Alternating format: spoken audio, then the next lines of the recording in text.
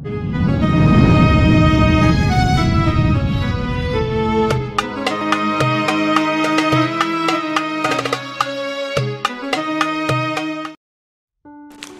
usahanya ini, dalam menjalankan usaha itu agamanya selamat. Nang haram-haram kada digawinya, kawah aja, maju aja usahanya. Yang wajib-wajib kada ditinggalakannya, maju aja usahanya. Dan mengekali wirid-wiridnya, wirid-wirid kada terganggu. Sembahyang berjamaah 5 waktu kada terganggu. Baca Quran hari-hari sekian juz kada terganggu. Salawat sekian kada terganggu. Zikir kada terganggu. Ke majlis taklim kada terganggu. Dan usaha tadi mencukupi menghidupi keluarganya. Nah, berarti orang ini ditempatkan Allah pada posisi berdagang. An-Nabi dzari'ati wa huwa ilaihi wasilati. An-Nabi dzari'ati wa huwa ilaihi wasilati. Salamun salamun alaikum ala nabi. Bismillahirrahmanirrahim. Alhamdulillahilladzi amarana bit-taslimi war-ridha wa nahana 'anil i'tiradi wasyaqwa ila ghairihi ta'ala. Asyhadu an la ilaha illallah wahdahu la syarika lahu jalla wa ala. Wa asyhadu anna sayyidana Muhammadan abduhu wa rasuluhul mu'azzamu fil ardi was sama. Allahumma salli wa sallim wa barik ala sayyidina wa maulana Muhammad al-mawsuf bis safa wal wafa wa ala alihi wa ashabihi wa zurriyyatihi wa man iqtafa, amma ba'du. Yang kita hormati dan kita cintai para habaib dan para alim ulama, para muhibbin hadirin hadirat rahimakumullah. Alhamdulillah, puji dan syukur terlebih dahulu kita haturkan kehadirat Allah Subhanahu wa ta'ala yang telah mengumpulkan kita di dalam majlis ilmu ini. Dan kita berharap kepada Allah agar selalu dikumpulkan dalam kebaikan dan takwa. Puji dan syukur pula kita haturkan kehadirat Allah Subhanahu wa ta'ala yang mana pada saat ini telah menempatkan kita dalam posisi talabatul ilm, dalam kedudukan penuntut ilmu. Dan kita memohon kepada Allah di majelis yang penuh berkah ini agar kita selalu ditempatkan Allah dalam kedudukan penuntut ilmu sampai akhir hayat kita. Dan yang lebih penting dari itu, kita minta kepada Allah agar bisa mengamalkan ilmu yang diberikan Allah Subhanahu wa ta'ala kepada kita ini. Salawat dan salam kita haturkan kepada junjungan kita Nabi besar Muhammad sallallahu alaihi wasallam dan kepada seluruh keluarga, para sahabat, zuriat dan pengikut beliau sampai hari kiamat nanti. Para muhibbin rahimakumullah, al-hikmatus sabi'ata asyarah min al-hikamil ataiyah. Qala al-Imam Ahmad bin Athaillah As-Sakandari rahimahullah wa nafa'ana bi ulumi. Hikmah yang ke-17 dari Al-Hikam, berkata pengarangnya Al-Imam Ahmad bin Athaillah As-Sakandari rahimahullah. Ma taraka minal jahli syai'a man arada ayyuhditha fil waqti ghaira ma azharahullahu fihi, yang artinya tidaklah meninggalkan daripada kejahilan sedikit jua pun oleh orang yang menghendaki bahwa menciptakan pada waktu selain yang Allah nampakkan dia pada waktu itu. Nah, itu artinya hikmah yang ke-17 ini. Para muhibbin rahimakumullah, adapun tafsirnya dari hikmah ini adalah idza aqamallah subhanahu abdan bihalin minal ahwal badaniyan kana aw qalbiyya la yazummuhu syar'u fal yaltazim dzalik wal yuhsinil adaba wal yarda bidzalik wa la yantakil ila ghairi ma huwa fihi hatta yanqulahu subhanahu wa ta'ala. Fa in intaqala ila ghairi ma huwa fihi faqad jahila rabbah wal jahlu billah ajhalu minal jahlil murakkab.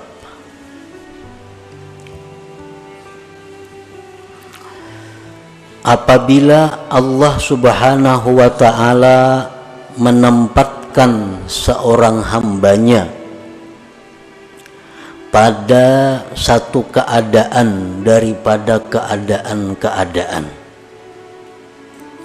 baik keadaan itu bersifat badan atau bersifat hati,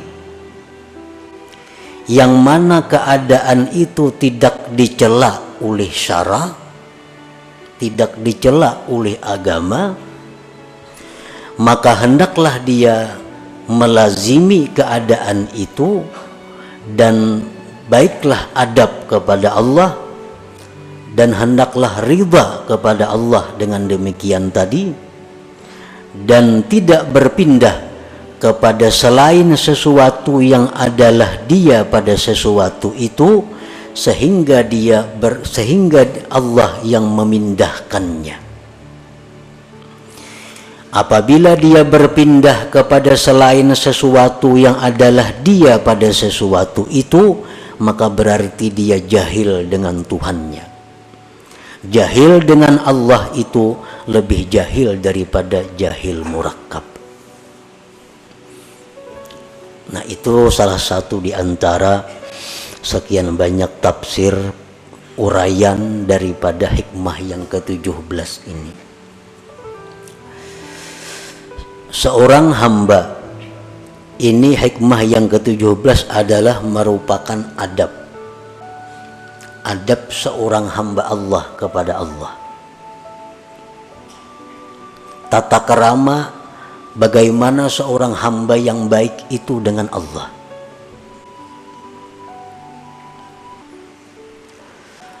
Apabila Allah menempatkan kita di dalam satu keadaan,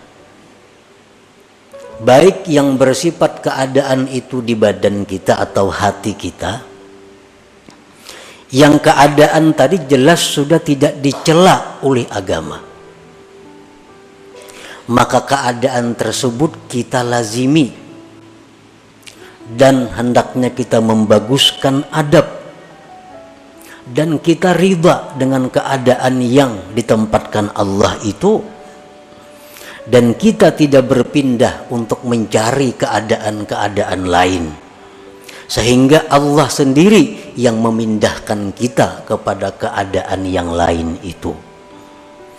Apabila kita berpindah sendiri tanpa ada petunjuk dari Allah, maka berarti kita jahil dengan Allah. Sedangkan jahil dengan Allah itu lebih jahil daripada jahil murakkab.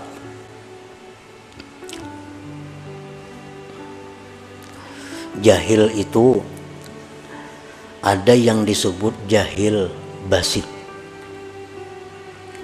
Jahil basit ini artinya orang yang tidak tahu sesuatu dan dia tahu dirinya tidak tahu sesuatu itu. Contohnya, ujar orang, ikam tahulah nangaran sepeda motor nito. Tahulah ikam nangaran sepeda motor. Ujarnya kada tahu. Ujarnya kada tahu. Ini ngarannya jahil basir. Orang yang kada tahu dan dia tahu bahwa dia kada tahu. Tahulah sepeda motor, kada tahu, habis sudah kisahnya. Ini jahil yang paling inting. Dan kadang-kadang jahil seperti ini dalam beberapa hal terpuji. Jahil yang kedua adalah jahil murakkab. Orang ini tidak tahu dan dia tidak tahu dirinya tidak tahu. Ini berat jahilnya. Kada tahu lawan sesuatu dan inya kada tahu bahwa dirinya itu kada tahu. Ujar orang, ikam tahulah sepeda motor. Tahu ay. Mananya? Tuh, menunjuk ke kambing. Menunjuk ke kambing. Berarti orang ini jahilnya double. Lawan kambing kada tahu, lawan sepeda motor kada tahu, lawan dirinya jahil kada tahu. Nah, ini ngarannya jahil murakkab. Yang lebih jahil dari jahil murakkab ini ada lagi. Orang yang jahil dengan Allah. Orang yang tidak tahu bahwa Allah yang menciptakan dia. Orang yang tidak tahu bahwa Allah yang mengatur seluruh yang ada ini. Orang yang tidak tahu bahwa Allah yang menghendaki segala yang telah terjadi dan akan terjadi. Dia tidak tahu bahwa Allah yang memberi rezeki kepada dia. Dia tidak tahu bahwa Allah yang menghidupkan dia. Dia tidak tahu bahwa Allah yang mematikan dia. Nah, jahil terhadap Allah ini lebih jahil daripada jahil murakkab tadi.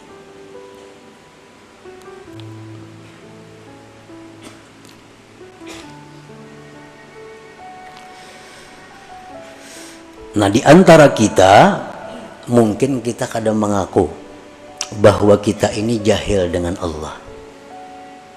Mungkin kita kadang mengaku bahwa kita ini jahil dengan Allah. Tetapi perilaku kita, tutur kata kita, kelakuan kita, tindakan kita kadang-kadang itu menunjukkan bahwa kita ini jahil kepada Allah. Bujur aja kadang mengaku. Bujur aja tahu sifat 20. Belajar bang sudah. Tahu ini perukunan. Tahu kitab tentang sifat ini macam-macam. Tetapi pada kenyataan dalam praktik menunjukkan bahwa dia itu jahil dengan Allah. Nah, itu kebanyakan di antara kita. Takunin aja kita, tahulah sifat Allah, tahu. Tahulah Allah bersifat ini, tahu karena sudah belajar. Tapi dalam gawian sehari-hari menunjukkan bahwa kita ini jahil dengan Allah. Buktinya ada dendam dalam hati kita. Buktinya kita seringkali menyalahkan asbab dalam segala sesuatu. Buktinya kita seringkali bergantung dengan asbab. Buktinya seringkali kita gembira dengan asbab. Kita sedih dengan asbab. Nah, itu praktik-praktik menunjukkan kita jahil dengan Tuhan. Jahil dengan Tuhan itu paling dahsyat kejahilan. Lebih jahil daripada jahil murakkab tadi. Nah, para muhibbin rahimakumullah. Nah, kemudian contoh-contoh di antara hikmah yang ke-17 ini. Bagaimana adab kita yang sebenarnya kepada Allah dalam hal keadaan-keadaan yang kita tempati. Idza aqama Allahu 'abdan fi talabil 'ilm tilmidan kana aw syaikha wa kafahu min amri dunyahu faltazim dzalik wal yuhsinil adab ma'allah wal yarda bidzalik wa la yantakil ila ghairi ma huwa fihi hatta yanqulahu Allah subhanahu. Apabila Allah menempatkan hamba pada menuntut ilmu, baik murid atau guru, guru dan murid itu sama-sama masuk dalam penuntut ilmu. Misalnya kita berwakaf ini untuk penuntut ilmu, murid masuk di situ, guru masuk. Nah, Allah Subhanahu wa ta'ala bila menempatkan kita dalam menuntut ilmu, gawian kita nih belajar aja. Ada yang saya punya gawiannya mengajar aja. Dan Allah cukupkan daripadanya perkara-perkara dunia. Allah cukupkan. Makannya cukup, pakainya cukup, membiayai keluarga cukup. Dari mana jalannya Allah mendatangkan kita kada tahu. Pokoknya cukup.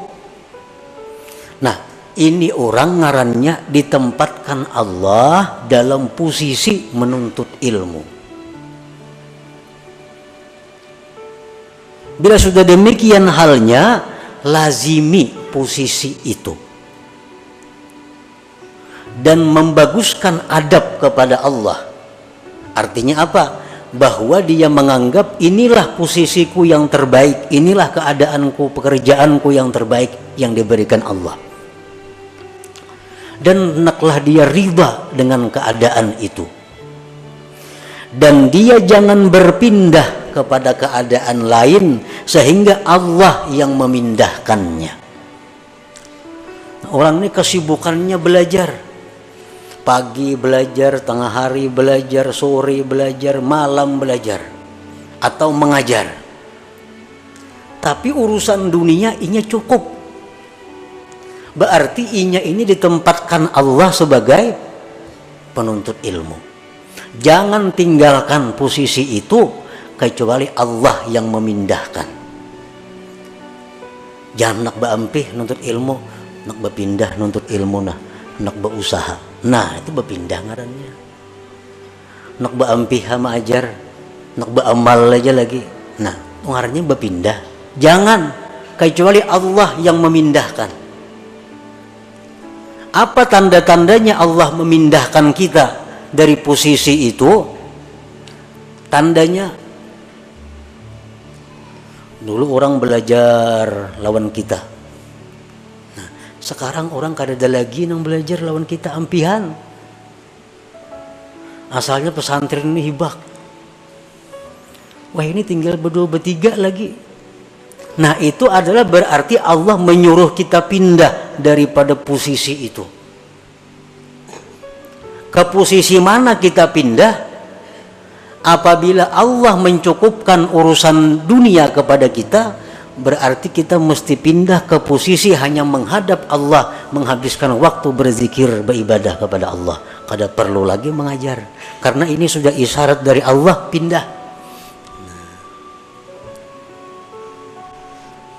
Artinya selama kita mengajar dan banyak haja orang nang mau belajar lawan inya, duniawi dicukupi Allah, berarti orang ini masih ditempatkan Allah di posisi itu. Jangan hendak berampih-ampih mengajar.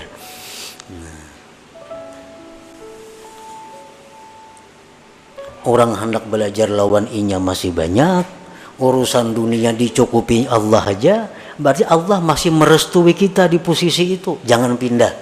Jangan hendak dalam kamar aja bakurang bakhalwat, jangan.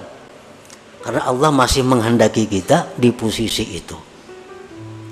Nah, kalau kita berpindah karena banyaknya menghadapi tantangan, banyaknya menghadapi rintangan, mah aku sudah ampih sama ajar muyak enggak ini acaranya, bubar belajaran, aku nak istirahat masuk kamar. Nah, ini orang ngarannya kada beradab dengan Allah karena pindah posisi tanpa dipindahkan oleh Allah Subhanahu wa ta'ala. Nah, inilah salah satu contoh adab seseorang kepada yang dipilihkan oleh Allah. Contoh lain lagi, wa idza aqamallahu 'abdan fi tijaratin aw sun'atin ma'as salamah fi dinihi wal muhafazah ala awradihi wal kifayah ala mu'nati man talzamuhu mu'natuhu falyaltazim dzalik wal yuhsinil adab ma'allah wal yarda bidzalik wa la yantakil ila ghairi ma huwa fihi hatta yanqulahu Allah subhanahu. Apabila Allah menempatkan seseorang hamba dalam perdagangan atau pekerjaan lain, kita ditempatkan Allah jadi pedagang atau pengusaha lainnya. Dalam berdagang itu, bekerja itu, agama kita ini selamat. Agama selamat. Artinya usaha-usaha kita ini tidak melanggar hukum Allah. Kan kadang-kadang ada usaha tuh nang bila kada melanggar hukum Tuhan kada dapat. Bila orang kada menyuguk kada dapat gawian. Nah, itu ada usaha. Ini sudah jelas Allah kada menempatkan di situ.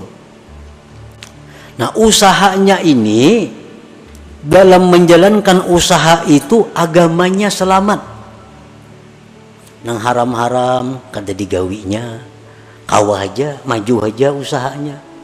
Yang wajib-wajib kada ditinggalakannya, maju aja usahanya. Dan mengekali wirid-wiridnya, wirid-wirid kada terganggu. Sembahyang berjamaah 5 waktu kada terganggu. Baca Quran hari-hari sekian juz kada terganggu, salawat sekian kada terganggu, zikir kada terganggu, ke majelis taklim kada terganggu. Dan usaha tadi mencukupi menghidupi keluarganya. Nah, berarti orang ini ditempatkan Allah pada posisi berdagang atau bekerja. Usaha untungnya cukup membiayai hidup sekeluargaan. Dalam menjalankan usaha itunya kada ada berdusta. Payu aja kada berdusta. Kada menyuguk, nang wajib tak kerjaakan, sembahyang berjamaah terlaksana, menuntut ilmu kawa, wirid-wirid tak baca. Berarti dia ditempatkan Allah di situ. Jangan hendak pindah. Jangan hendak pindah kecuali Allah yang memindah. Apa tandanya Allah memindah? Apabila antara lain dalam menjalankan usaha itu sudah kada kau menghindari nang haram. Usaha aku ini bila kada menggawi nang haram kada jalan. Ya tadi bila kada nyuguk kada dapat duit. Adalah gawian nangka itu banyak. 10% kan kepala ini, 10%, 2% kan kepala ini, kepala dinas ini. Bila kada kaya itu kada dapat gawian. Nah, ini menunjukkan usaha ini tidak diridhai Allah. Nah, kalau demikian halnya dia wajib pindah usaha lain. Nah, itu alamat artinya Allah menyuruh pindah. Cari pekerjaan-pekerjaan lain.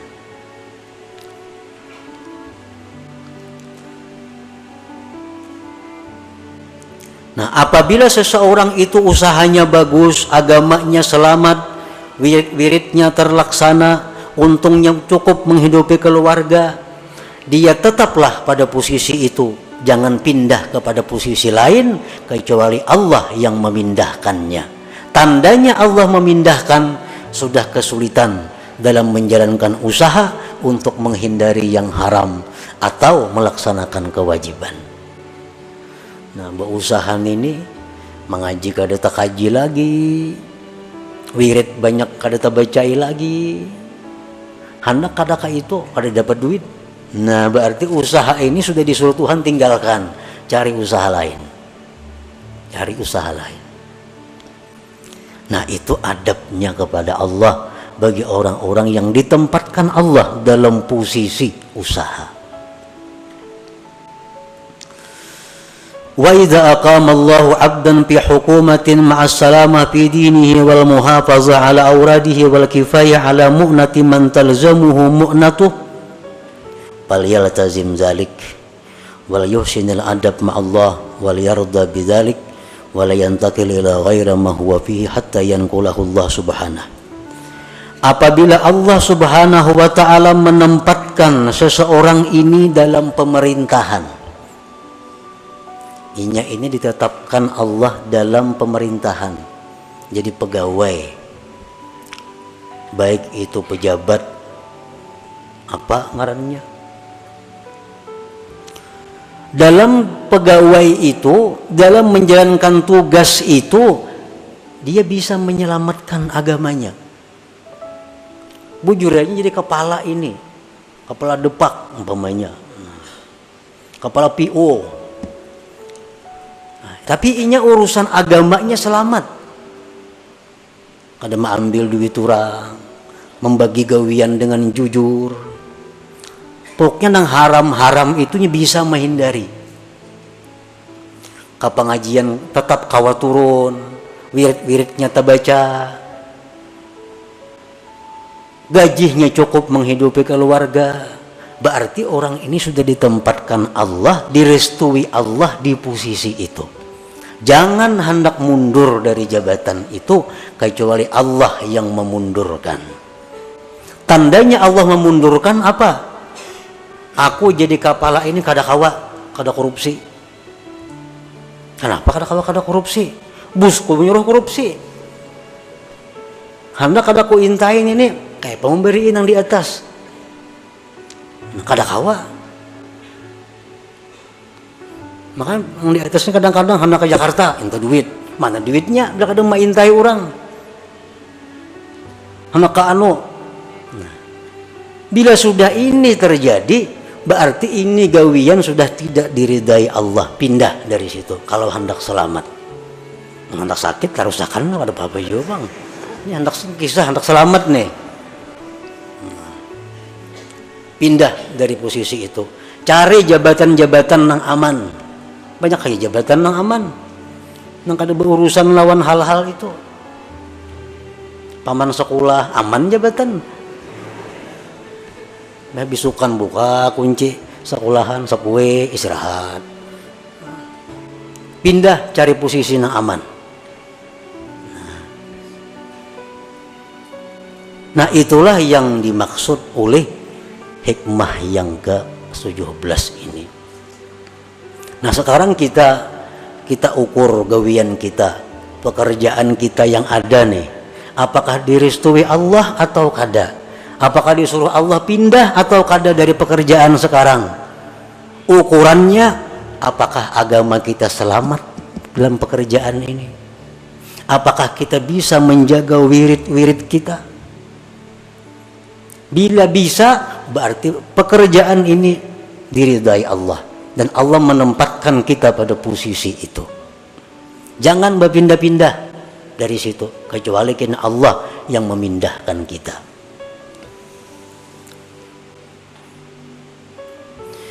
Wa idza aqama Allahu 'abdan fi faqrin fa sabara wa radiya bidzalik fala yatlub min Allahi al-ghina hatta yughniyahu Allah taala bila talabin minhu.